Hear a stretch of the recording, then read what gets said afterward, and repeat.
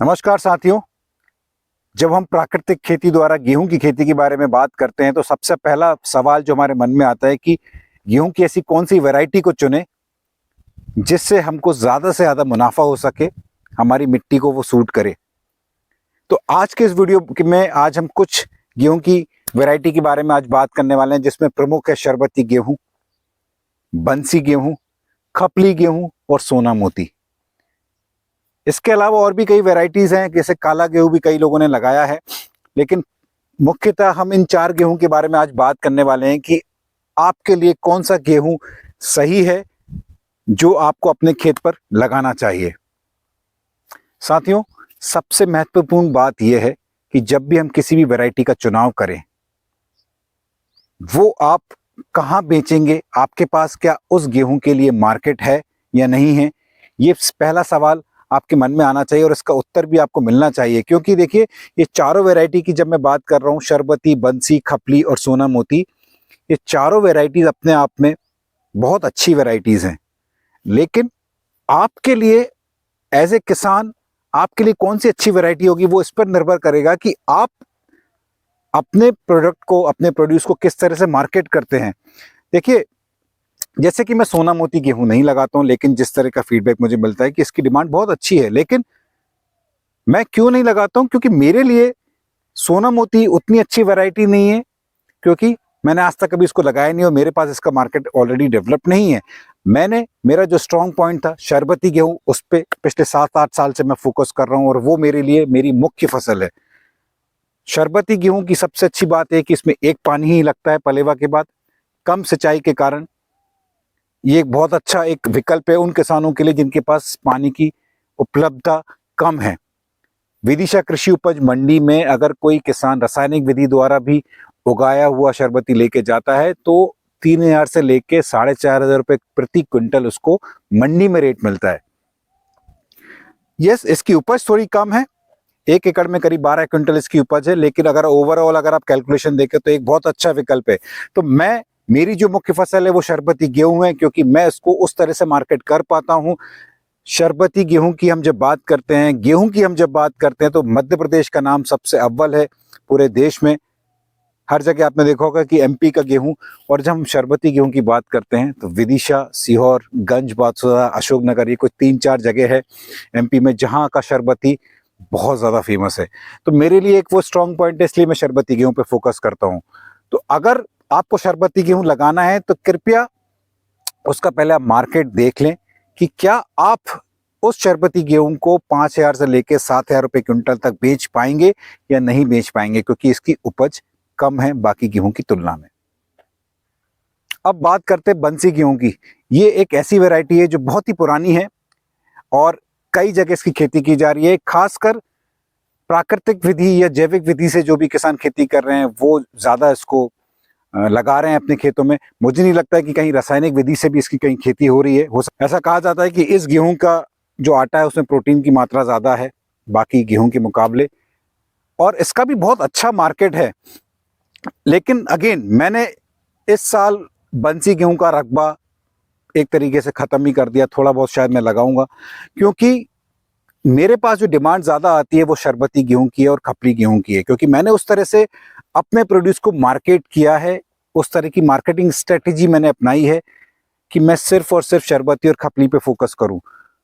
तो अगर वही बात मैं फिर से दोहराना चाहूंगा कि अगर आपको लगता है कि बंसी गेहूं के पास आपके पास आपका मार्केट है, तो ये एक बहुत ही अच्छा विकल्प है। प्राकृतिक विधि से अगर आपको गेहूं की खेती करनी है तो ये बीज का चुनाव आप कर सकते हैं। बहुत ज़्यादा डिमांड है इस बीज की, ऐसा नहीं कि नहीं है, बहुत अच्छी डिमांड है। अभी भी मेरे पास कई किसानों के फ़ोन आते हैं, कई कस्टमर्स के फ़ोन आते हैं कि इनको बंसी गेहूं चाहिए, लेकिन जैसा मैंने बताया कि मेरा फोकस शरबती की तरफ है, इसलिए बंसी की उतनी मैं खेती इस बार नहीं करने वाला हूँ।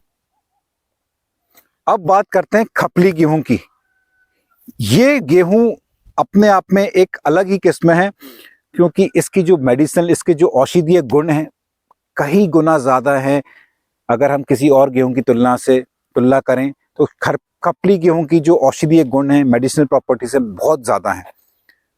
सबसे अच्छी बात कि किसानों के पॉइंट ऑफ व्यू से अगर मैं बात करूं तो आपको इसका बहुत अच्छा दाम मिल सकता है, क्योंकि इसकी डिमांड काफ़ी ज़्यादा है और इस गेहूं का आटा अगर आप ऑनलाइन भी सर्च करेंगे तो 200 रुपए से लेकर 250 रुपए किलो तक बेचा जा रहा है।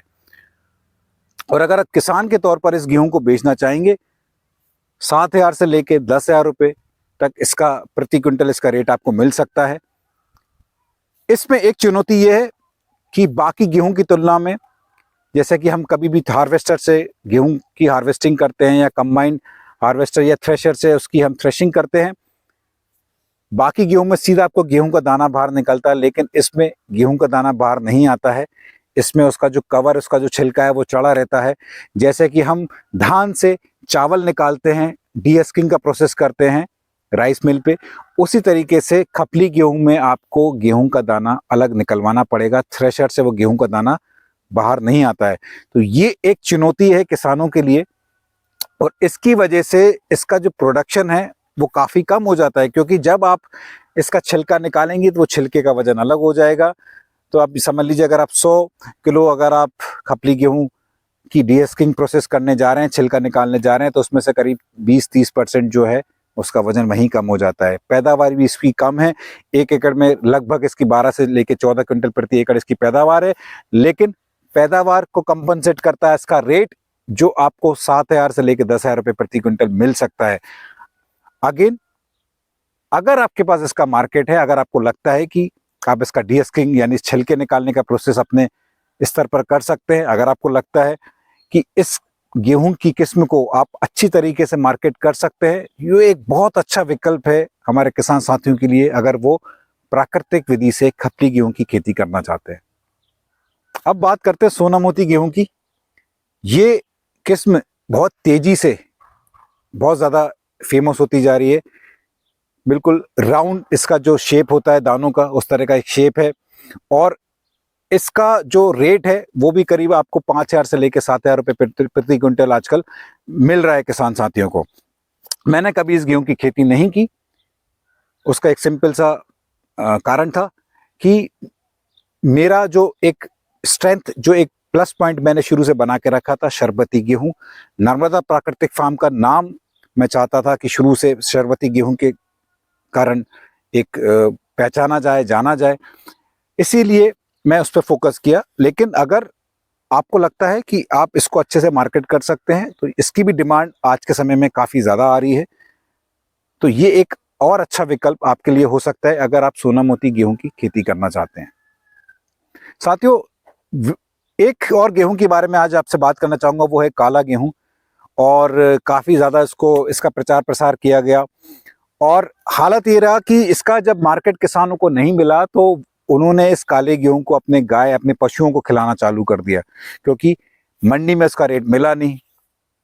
और अनफॉर्चुनेटली वो पूरा जो गेहूं है, कई किसान साथियों को मैं जानता हूं जिन्होंने अपने गायों को ये गेहूं खिलाया।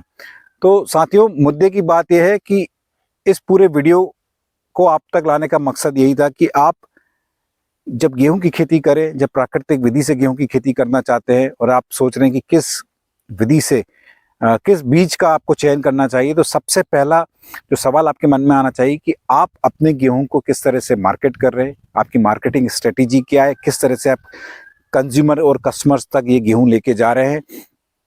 हर गेहूं आप बिक सकता है, ऐसा नहीं है कि सिर्फ शरबती की डिमांड है या सिर्फ बंसी की डिमांड है, हर गेहूं की डिमांड है। डिमांड हम किसान साथियों पर निर्भर करता है कि हम उस डिमांड को किस तरह से क्रिएट कर रहे हैं कस्टमर्स के सामने, कंज्यूमर्स के सामने। कुछ कंज्यूमर्स हैं जिनको सिर्फ खपली गेहूं की पसंद है, कुछ कस्टमर्स ऐसे हैं जिनको सिर्फ बंसी गेहूं पसंद है, और कुछ जैसे मेरे कस्टमर्स हैं जिनको सिर्फ और सिर्फ शरबती गेहूं पसंद है। तो हर तरह के कस्टमर्स आपको मिलेंगे। आपको बस ये सुनिश्चित करना है कि आपका टारगेट सेगमेंट कौन सा है, आपके टारगेट कस्टमर्स कौन से हैं, उसको ध्यान में रखते हुए आप अपने गेहूं के बीज का चयन करें और उसके मुताबिक आप अपनी गेहूं की खेती करें। गेहूं की खेती से संबंधित और मार्केटिंग स्ट्रेटेजी से संबंधित अगर आपके कोई भी प्रश्न है तो कमेंट बॉक्स में ज़रूर पूछिएगा। ये वीडियो पसंद आया है तो लाइक ज़रूर करें, शेयर करें, कमेंट करें, और इसी तरीके से आपका प्यार और आशीर्वाद बनाए रखें। बहुत बहुत धन्यवाद।